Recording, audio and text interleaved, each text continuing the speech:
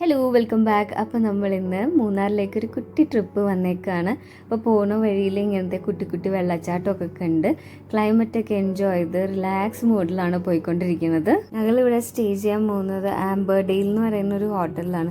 അപ്പോൾ ഞാൻ ഇൻസ്റ്റാ റീലൊക്കെ കണ്ടിട്ട് ഒത്തിരി ആഗ്രഹിച്ച് എനിക്ക് കിട്ടിയിട്ടുള്ളതാണ് ഇവിടുത്തെ ഒരു സ്പെഷ്യൽ റൂം. ആക്ച്വലി ഇതിങ്ങനെ പുറത്തുനിന്ന് നോക്കുമ്പോഴത്തേനും ഒരു 3 സ്റ്റോറി ബിൽഡിംഗ് ആണെങ്കിലും അടിയിലേക്ക് ഒരു 2 ഫ്ലോർസ് കൂടെ വരുന്നുണ്ട്. ഭയങ്കര സൂപ്പർ ക്ലൈമറ്റ് ആണ് ഇവിടെ. കണ്ടോ, ഇങ്ങനെ കോട വരും പോവും ആ ഒരു മൂഡാണ് ഇവിടെ മൊത്തത്തിൽ. അപ്പോൾ ഇത് നമ്മളെ മാലയും കുറിയൊക്കെ തൊട്ട് അകത്തേക്ക് കയറ്റാണ്. അപ്പോൾ ഇത് മോന് ഇങ്ങനത്തെ പരിപാടിയൊക്കെ ഭയങ്കര ഇഷ്ടമുള്ള കാര്യമാണ്. അവൻ ശരിക്കും എൻജോയ് ചെയ്യും ഇങ്ങനത്തെ സംഭവമൊക്കെ. ഞാൻ ചെക്ക് ഇൻ ചെയ്തു. ഈ കാണുന്നത് അപ്പോൾ നമ്മുടെ റിസപ്ഷൻ ഏരിയയും അതുപോലെ തന്നെ റെസ്റ്റോറൻ്റൊക്കെയാണ്. ഈ റെസ്റ്റോറൻറ്റ് സൈഡിൽ നിന്നുള്ള വ്യൂ എന്ന് പറഞ്ഞിട്ടുണ്ടെങ്കിൽ ഭയങ്കര രസമാണ് കാണാനായിട്ട്. പെട്ടെന്ന് ഇങ്ങനെ കോട വന്ന് നിറയും, അതപ്പം തന്നെ ഇങ്ങനെ മാഞ്ഞു പോകുമ്പോഴത്തേനും ഭയങ്കര രസമുള്ള വ്യൂ ആണ് അവിടെ ഉണ്ടാവുക. കണ്ടോ, ആ കോട ഇങ്ങോട്ട് മായുമ്പോഴത്തേനും വരുന്ന വ്യൂ ആണ് ഈ കാണുന്നത്. സൂപ്പറായിട്ടില്ലേ ഞാൻ പറഞ്ഞ പോലെ തന്നെ.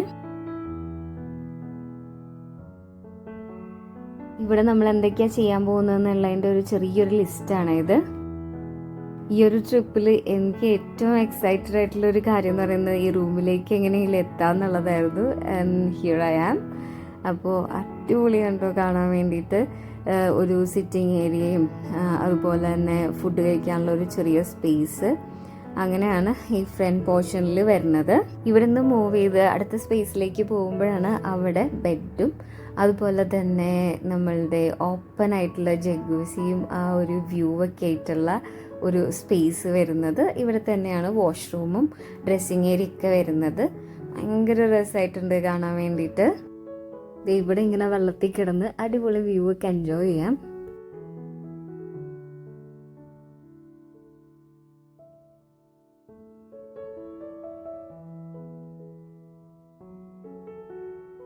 പിന്നെ സൈഡിലായിട്ട് ഇങ്ങനെ ഒരു ബാൽക്കണി വരുന്നുണ്ട്. അവിടെ നിന്നും കിടുക്കം വ്യൂ ആണ്.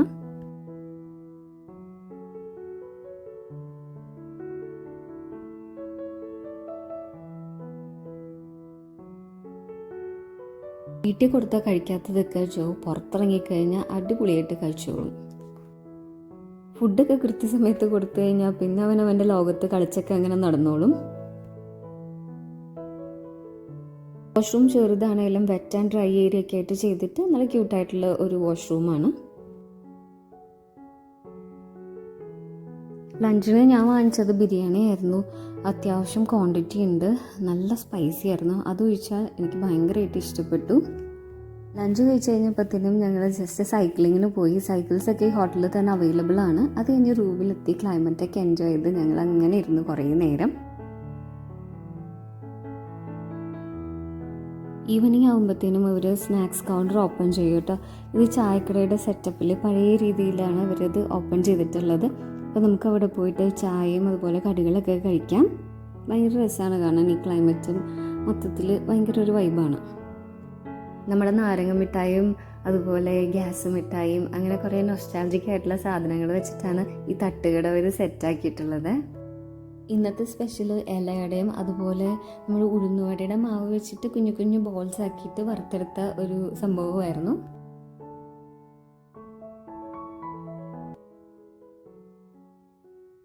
ഈവനിങ് ആയപ്പോഴത്തേനും ഞങ്ങളൊന്ന് ഫ്രഷ് ആയിട്ട് ഒരു ചെറിയ കുക്കിംഗ് സെഷൻ പോലെ ഇവിടെ ഉണ്ടാവാറുണ്ട് എല്ലാ ദിവസവും ഈവനിങ്ങിൽ.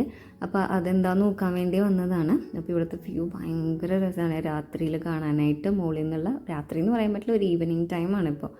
അപ്പോൾ ആ ഒരു സമയത്തുള്ള നമ്മൾ ഏറ്റവും മുകളിലുള്ള വ്യൂ ആണ് ഇവിടെ നിന്നുള്ള. ഇന്ന് നാടൻ വിഭവത്തിൻ്റെ കുക്കിംഗ് സെഷനാണ് ഉണ്ടായിരുന്നത്. ഇന്ന് അവർ പ്രിപ്പയർ ചെയ്തത് കിച്ചടിയാണ്. അപ്പോൾ പ്രിപ്പറേഷനൊക്കെ ഞങ്ങൾ വന്നപ്പോഴത്തേനും കഴിഞ്ഞു പോയി. നല്ലതായിരുന്നു കേട്ടോ. അപ്പോൾ പച്ചക്കറികളിൽ ഞാൻ അത്ര വലിയ ഫാനല്ല, സ്റ്റിൽ ഇത് നല്ലതായിരുന്നു. നമ്മുടെ തൈരൊക്കെ ഒഴിച്ചിട്ട് കിച്ചടി, പച്ചടിയോ എന്തോ ഒരു സാധനം ബീട്രൂട്ടൊക്കെ ഇട്ടിട്ടുള്ള നമ്മൾ ഓണത്തിനൊക്കെ ഉണ്ടാക്കുന്ന ആ സംഭവമാണ് ഉണ്ടാക്കിയിട്ടുണ്ടായിരുന്നത്. നല്ലതായിരുന്നു. അത് കഴിഞ്ഞപ്പോഴത്തേനും ഞങ്ങൾ മോനെയും കൊണ്ട് റെക്രിയേഷൻ റൂമിൽ വന്നു.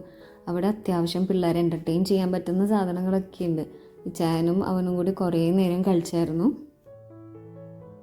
പിന്നെ ഞങ്ങൾ ഇതേ റൂമിൽ വന്ന് കുറേ നേരം സിനിമ കണ്ടിരുന്നു. എപ്പോഴോ കിടന്ന് ഉറങ്ങി വന്നിട്ട് മോർണിംഗിൽ ഒരു കോഫിയൊക്കെ ഉണ്ടാക്കി ഞാൻ വ്യൂ എൻജോയ് ചെയ്തിരുന്നപ്പോഴത്തേനും ജോ എഴുന്നേറ്റു. അപ്പോൾ അവനെയും കൊണ്ട് ബ്രേക്ക്ഫാസ്റ്റ് കഴിക്കാൻ വേണ്ടിയിട്ട് ഞങ്ങൾ പോയി. ആക്ച്വലി കുറച്ചുകൂടി നേരത്തെ എഴുന്നേറ്റിരുന്നെങ്കിൽ ട്രക്കിംഗ് ഒക്കെ ഇവർ തന്നെ പ്രൊവൈഡ് ചെയ്യുന്നുണ്ട്, അപ്പോൾ അതിന് പോവായിരുന്നു. അതുപോലെ തന്നെ മഴ ആയതുകൊണ്ട് രാത്രി ക്യാമ്പ് ഫയർ ഒന്നും ഉണ്ടായിട്ടുണ്ടായിരുന്നില്ല. മഴയില്ലെങ്കിൽ ഇവർ ക്യാമ്പ് ഫയർ സെറ്റ് ചെയ്ത് തരും നമുക്ക്. പിന്നെ ഈ ബ്രേക്ക്ഫാസ്റ്റ് ഒക്കെ കഴിഞ്ഞ് വന്നപ്പോഴത്തേനും കുറേ നേരം വെള്ളത്തിൽ കിടന്ന് വ്യൂ എൻജോയ് ചെയ്തു. ഭയങ്കര രസമാണ് കേട്ടോ ഇവിടെ കിടന്നിങ്ങനെ വ്യൂ കാണാൻ വേണ്ടിയിട്ട്. ജോൻ്റെ കൂടെ കുറേ നേരം കളിച്ചു. പിന്നെ കുറേ ഫോട്ടോസൊക്കെ എടുത്തു. അതുപോലെ തന്നെ വീട്ടിലേക്ക് വീഡിയോ കോൾ ചെയ്ത് എല്ലാവരെയും ഇവിടുത്തെ വ്യൂ ഒക്കെ കാണിച്ചു. പിന്നെ ഇങ്ങോട്ടേക്ക് ഫാമിലി ആയിട്ട് ട്രിപ്പ് വരണമെന്നൊക്കെ പ്ലാൻ ചെയ്തു. അപ്പോഴത്തേനും ഞങ്ങൾക്ക് ചെക്കൗട്ട് ചെയ്യാൻ സമയമായി. അങ്ങനെ സങ്കടത്തോടെയാണ് ഞങ്ങൾ അവിടെ നിന്ന് ഇറങ്ങിയത്. എസ്പെഷ്യലി മോന് ഒട്ടും താല്പര്യമില്ലായിരുന്നു വരാൻ വേണ്ടിയിട്ട്.